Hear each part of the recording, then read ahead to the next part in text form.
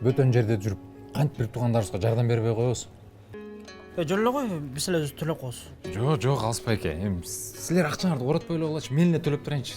Эч ал жактан. Жаман көл жигит экенсиң, Карачы, рахмат дей. Тамак караңыз. Жакшы жаңылык. Больница менен сүйлөштүм. Эртең менен саат 8ге жашты. Скидка кылып беребиз деп атышат.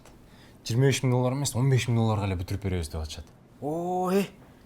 Жакшы, сол болуптур, Жакшы. Бир орун бошоптур. Ошону алып коюш керек болуп атат. Аны алыш үчүн акчасын азыр алып барып беришибиз керек экен.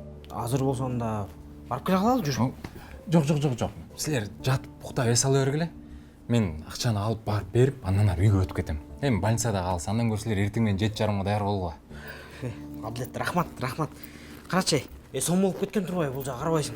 Силер эртең менен саат 7:30 даяр болуп тургуласаң главное. Сана аласыңбы? Эми бир тууганыбызга ишенем да.